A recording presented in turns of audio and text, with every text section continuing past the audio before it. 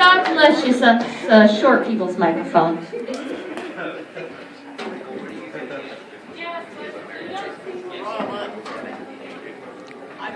What's going on? How you guys doing? How you doing? Hey. Let's see if I can figure this thing out. I can't. Yeah, I give up. So on the way over here, I had a rough drive. My girlfriend and I encountered some road rage. We're driving, and this guy cut me off. I hate that shit so much. And so she looks over at me because she knew what I was thinking. She's like, "You're not gonna." I'm like, "Mm-hmm." She's like, "But you're a Christian." I'm like, "Yeah, you don't know that." So I speed up, I get right next to the guy, I'm just like, "Oh, dude, like, what's your problem?" And he flips me off. Like, oh, alright, so I'm thinking, alright, just flip him off right back. And he did this thing, it kind of threw me off, okay, so he does this, I'm like, alright, whatever, and then he released it at me. I was like, alright, I have to talk that, how do I talk that? It's like, you know what, like, screw it, just did you? I won, and my girlfriend looks over at me, and she was like, "You know what, I would make him crash." I'm like, how do you do that? I was like, after he did that, I would just look at that window.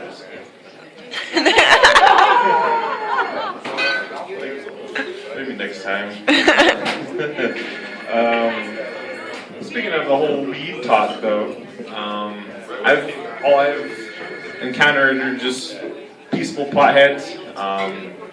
I like to pick on them, see if I can get them to explode, and usually it's like, "Hey man, your mom's a bitch." Yeah, sometimes she gets that way. It's like, all right. I went to Mass for the first time. That was an experience. Just starting off, like nobody told me what was going to happen, so I'm sitting there, just like waiting to start service, and I'm just like, okay, this is just like any other church. I was wrong. And the priest goes, "Peace be with you." Like, oh, thanks. But everybody's like, "And also with you." Like, oh, like you could have helped me out. It's like, "Hey, this is coming soon." And I think I sweat more at Mass than I did in like any other workout, because there was like a whole lot of this, and you do this and that. Just like, oh my goodness, like like you could have been like courteous and like, "Oh, you might want to stretch before we start." But that got me thinking, like, what if a priest was your workout instructor? Right? Because, like, he got me going pretty good. I was like, I'm going to hire that guy afterwards. Just like I kind of envisioned it, like, being something like confession. It's just like you go into the room and just like, "So tell me, son, how long since your last workout?" "Oh, Father, it's been about 2 weeks." Like, "Oh, all right, do 50 push-ups, 20 crunches, you may go now." Like, oh, all right. I was thinking, all right, so let's see what I was thinking. Yeah. Did you forget? I did. Guilty. I was thinking, like, okay, you got push-ups and everything, like pull-ups. It's like, okay, or son, it's time for your own pull-ups. It's like, okay, like, what if, like, your priest, like, how would he be though? Like, would he be a good motivator? Like, just get you going. Just like, come on, you gotta do those pull-ups. Jesus did pull-ups. He was on the cross, so I know that you could do this bar. Stop complaining. And then that put me onto the thought, like, what if they, because there's a lot of people who fall asleep in church. Like, what if they mix like church with like gym, right? So you work out while you're in church, like the priest is up on a treadmill and you're like watching him. It's like, okay, and it's like, you guys feel that burn, huh? That's the only burn you'll ever feel if you love Jesus. I'm saving my soul and my waistline.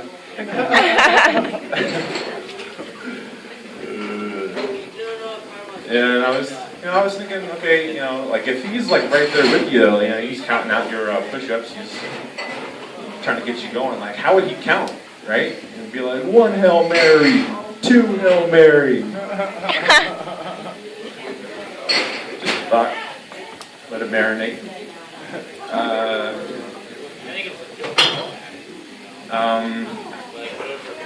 This past week was my girlfriend's birthday, so I took her out. We went downtown, and we saw a bum fight. Yeah, it's entertaining. If you don't get caught up in it.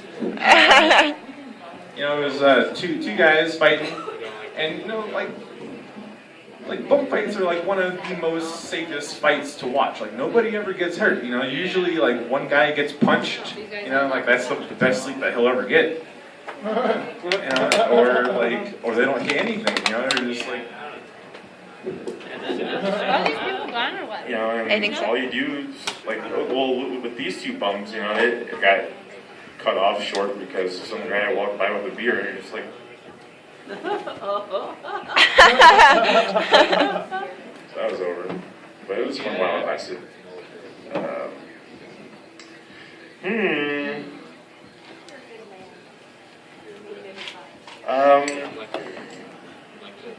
I've been seeing a lot of people who've been really babying their kids a lot. Like, oh no, like don't let them do this because like this will happen. Like, we'll let them make that mistake. Like we did it, with because I have a daughter, she's 1, and like she bumps her head, I'm just like sitting there, I'll watch her, and she looks over at me like, is it okay to cry? And just like, she just keeps on going. It's like, it's cool, like with me, like I had that same, that's how my parents raised me. I had a mountain bike. And I watched all these BMX shows, and I was like, hey, I want to try to pop a wheelie. And we lived on a dirt road, so, with a lot of rocks, popped a wheelie, and all you heard was like, my parents run outside. I was like, hey, can you do it again? I'm going to go grab the video camera. That's horrible. Speaking of my parents, growing up, I had a feeling that they were trying to ditch me. We'd go into Walmart or something. It's like, hey, are you hungry? Do you want some cereal or something? You can take it home. I'm like, yeah. Like, okay, why don't you go down and get it? And I run down there. I'm just like shuffling through all the cereal. I'm like, okay, got it. Where'd you guys go? And I start crying, like running up and down the aisles, and like they're getting negative attention. They're like, oh, hey, tomorrow we're down here. It's like, oh, all right. Like my thinking, I'm like 7 years old. Like I freak out. Like they probably ran outside. There's like a little plane waiting for them. They just like gone. They still do that though. We went to Los Angeles this past summer, and they left me. I finally found them getting ready to board their plane. It's like, oh yeah, you caught us, we're leaving today. Come on. Oh. Yeah, I had a tough childhood. But I'm a pretty simple guy, I think. Only want one thing this Christmas, and that's to be called Sir. I just want to be called Sir. Usually I'll go into Walmart and I follow this older gentleman, usually white, and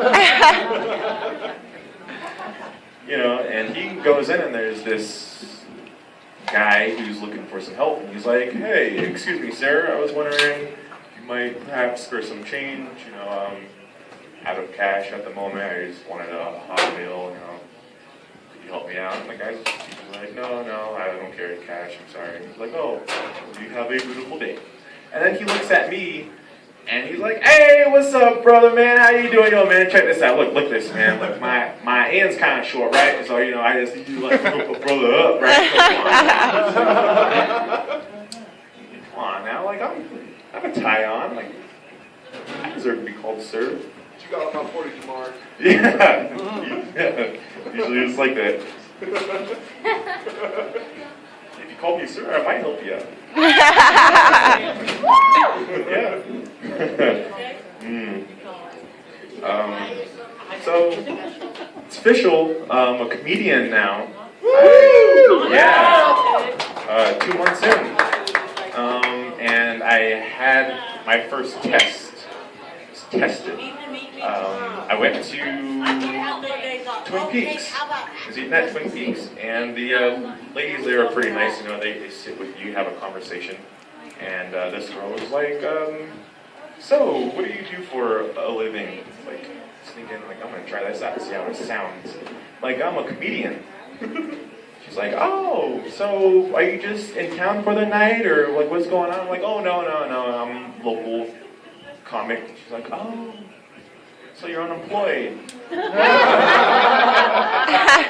She must have dated a comic. Sorry, we don't take an EBT card today. Hey, if you talk loud enough, we could have heard the laughter.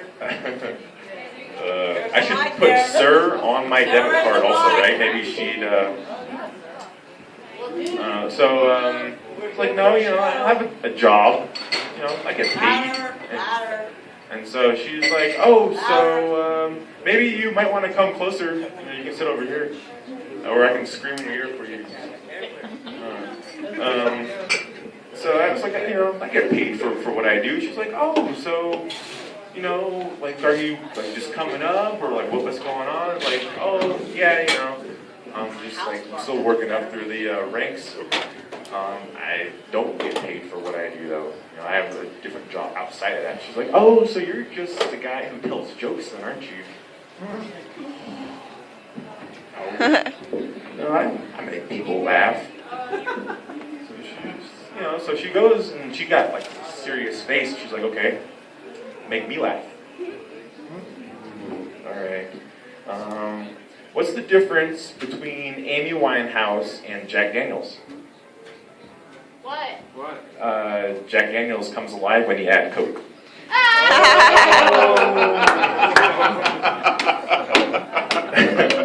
Yeah, and she took it. She laughed. She was satisfied. She's like, "Oh my God, okay." So she ran off. 5 minutes later, comes back with 2 more friends. Make me laugh again. All right.